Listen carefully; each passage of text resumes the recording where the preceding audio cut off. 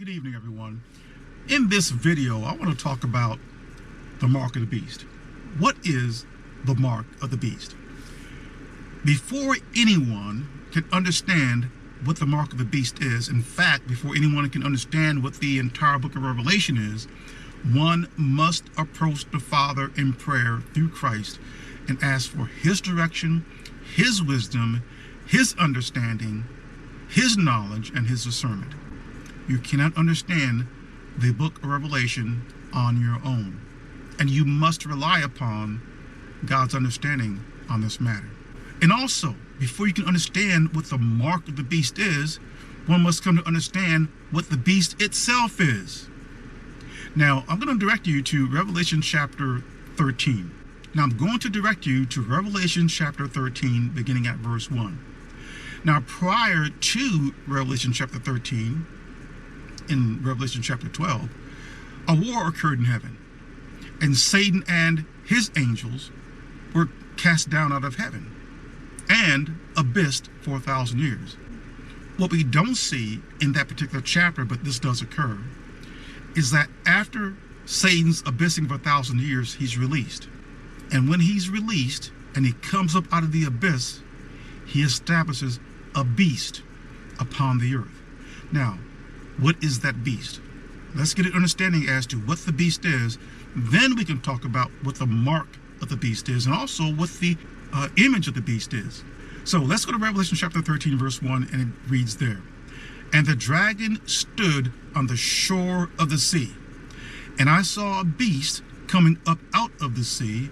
It had 10 horns and 7 heads, and 10 crowns on its horns, and on each head a blasphemous name. Notice that this beast comes out of the sea. Is this a literal sea? No, this is the sea of mankind. The sea represents peoples, nations, languages. And how do I know that? Well, if one goes to Revelation chapter 17, verse 15, we read there, then the angel said to me, the waters that you saw where the prostitute sits are peoples, multitudes, nations, and languages. So, when we read that the beast comes out of the sea, it comes out from among peoples and multitudes and nations and languages. This beast that comes out of the sea also has 10 horns and 7 heads, and it has 10 crowns on its horns. 10 crowns. What do crowns signify or symbolize? Kingdoms. So, this beast that comes out of the sea is a kingdom that will reside over the earth in future days. There's more here. If one drops down to Revelation chapter 13, verse 2, we're told there that the dragon which fuels this beast, the dragon gives this beast his power, his throne, and his great authority. So it gives this beast his throne. So this beast that comes out of the sea is a kingdom that will exist over all the earth. And this kingdom of the beast, will have power and great authority over all of the inhabited earth in those future days. So now that we know what the beast will be, let's now talk about what the mark of the beast is. To understand that, we must understand that there's another beast mentioned here in Revelation chapter 13 at verse 11. There John writes, then I saw a second beast coming up out of the earth. It had 2 horns like a lamb, but it spoke like a dragon. You see, it had 2 horns like a lamb. Now on those horns, there aren't any crowns. But it had 2 horns like a lamb, but it spoke as a dragon. So this beast that comes out of the earth will give the appearance that it is good and holy, Christ-like even, but it speaks like a dragon, is the things that it says. Now concerning this beast that comes out of the earth, it exercised all of the authority of the first beast on its behalf, and it made the earth and its inhabitants worship the first beast whose fatal wound had been healed. verse 13. And it performed great signs, even causing fire to come down from heaven to the earth and in full view of the people. Because of the signs it was given power to perform, who gives this beast that comes out of the earth its power? The dragon. Because of the signs it was given power to perform on behalf of the first beast, it deceived the inhabitants of the earth, and it ordered them to set up an image in honor of the beast, who was wounded by the sword and yet lived. Verse 15. The second beast, that's this beast that comes out of the earth, was given power to give breath, that is life, to the image of the first beast, so that the image could speak and cause all who refused to worship the image be killed. It also forced all people, that is the second beast that comes out of the earth, it forced all people, great and small, rich and poor, free and slave, to receive a mark on their right hands or in their foreheads, so that they could not buy or sell unless they had the mark, which is the name of the beast or the number of its name. This calls for wisdom, not our wisdom, God's wisdom. Let the person who has insight calculate the number of the beast, for it is the number of a man. That number is 666. This is not referring to the Antichrist. So let's first talk about what the image of the beast is. Then I'll talk about what the mark is. The image of the beast is not some Nebuchadnezzar type statue, nothing like that at all. The image of the beast will be some, I believe, a handwritten document like a constitution. Understand now, the beast is a kingdom. It is a vast kingdom that will envelop the entire earth. And the entire earth will be deceived through this beast that comes out of the earth in behalf of the first beast. This kingdom needs to have some rules, regulations, and laws. The image of the beast will be some type of constitution that all of the inhabitants of the earth must sign off on. That is, accept, worship, support, give their allegiance to. All those words mean the same thing. That constitution will contain 666 laws, and all of the inhabitants of the earth must sign off on that. If they do not, they will not be able to buy or sell. Now, I've used this example before. The United States government has an image. And what is that? It is the U.S. Constitution. All U.S. citizens are governed by the U.S. Constitution. So likewise, in the kingdom of the beast, there will be something very similar.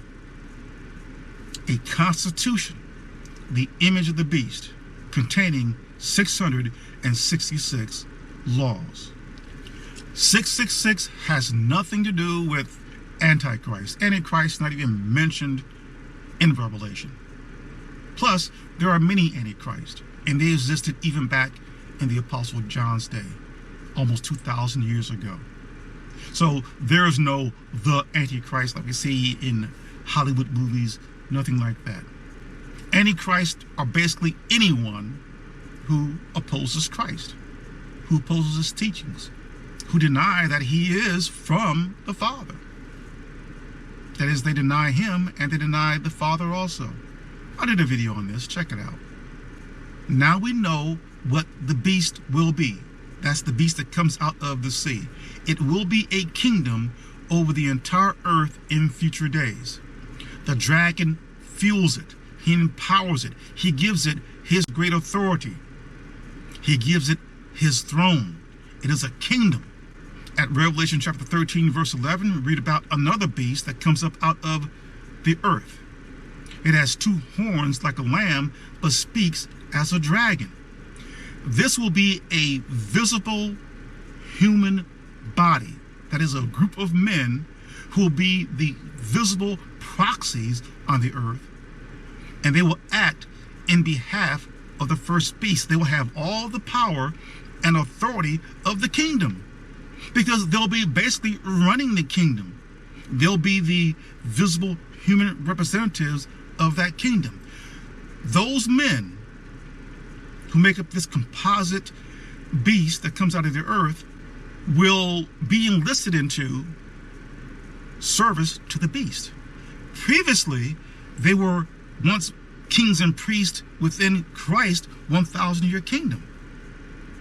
And they will surrender all of that in service to the beast. They make up a composite false prophet. That's why we see them looking like a lamb, but it speaks as a dragon. It will speak lyingly for the purpose of deceiving all of the inhabitant earth in future days, and to bring people into the kingdom of the beast and to worship the image of the beast. If the image is worshipped, Satan gets his worship as well. Satan gets his worship through things. And recall now, in Matthew chapter 4, what did Satan offer Christ? He offered Christ all of the kingdoms of the world and their glory. Did you get that? All of the kingdoms of the world, because he knows that if he gives Jesus all the kingdoms of the world, then Jesus will worship him through those kingdoms. Bow down to whatever images those kingdoms will have, and it's through those images Satan gets his worship. Happily, Jesus rejected Satan's offer.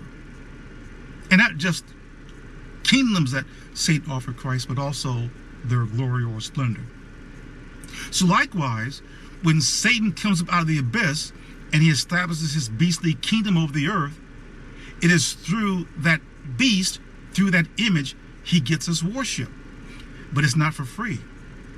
Satan will give all who enter into his beastly kingdom, that has become citizens of it, and who show their loyalty to it by accepting the mark on their right hand or forehead, and they worship the image of the beast, he will give them everything that they desire. And thus the people will love the beast. In fact, if one goes to Revelation chapter 13, verse 4, we read there that people will cry out, "Who is like the beast? Who can wage war or do battle with it?" So the people in those future days, that's all. Think about this now, people. All of the inhabited earth will view the beast, the kingdom of the beast, as being invincible. So it's going to be something else. It's going to be glorious, splendor, but it will be deceptive. And many people will be taken in by the deception. So now I know what the beast is. It is a kingdom. And now you also know what the beast that comes out of the earth, that has two horns like a lamb but speaks like a dragon, is. It will be a false prophet. It will act with all the power and authority of the first beast on its behalf. It is the visible hood ornament or proxy that acts in behalf of the kingdom of the beast. This beast that comes out of the earth will be the first interface between the beast, that is the kingdom, and the people.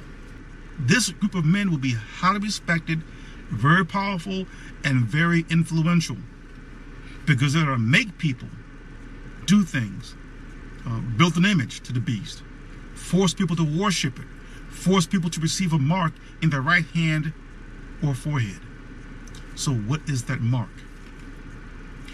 Let me first tell you what that mark will not be. That mark will not be some computer chip embedded in one's hand or in their forehead. That's the stuff of Hollywood movies. That is not the reality. Think about this. Let's go back a ways, several thousand years ago, in Nebuchadnezzar's kingdom in Babylon.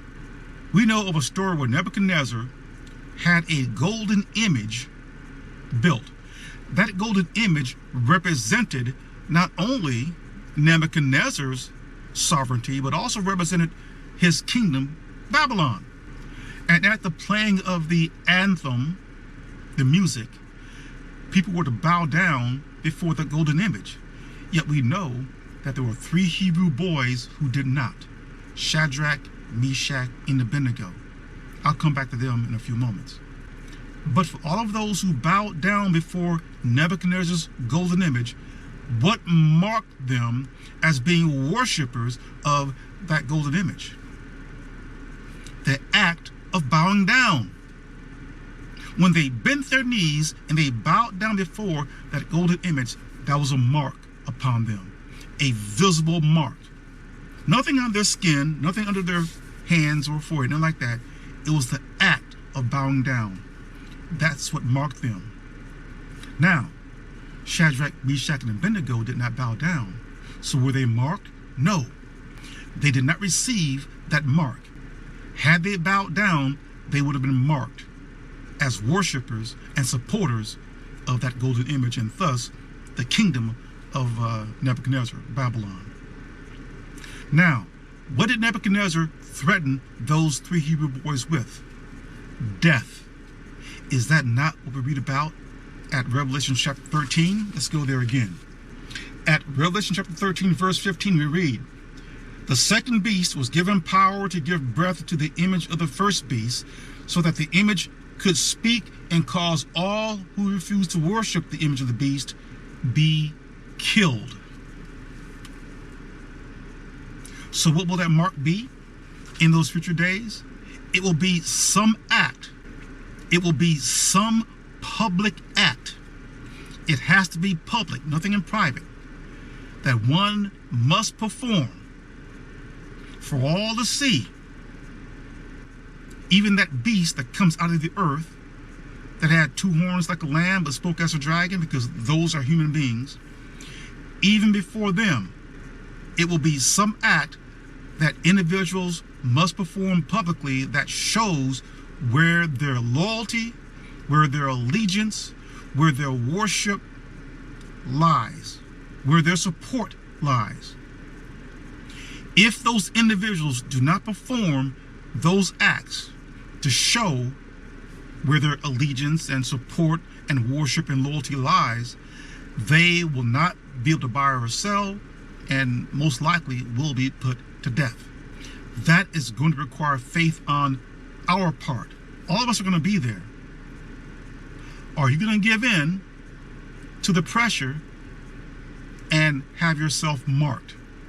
You see, when we read about that mark being in the right hand on the forehead, think about this too. If you were ever in the military, and I was in the military, or if you're on some police force, salutes are rendered with the right hand to the forehead. What do salutes symbolize or signify? Allegiance, loyalty, support, worship. If one places their right hand to their heart, in the case of being a U.S. citizen, what does that mean when the national anthem is played? That you are a loyal American, that you support the government. But what about the forehead? What's up there? It's what you think about a thing.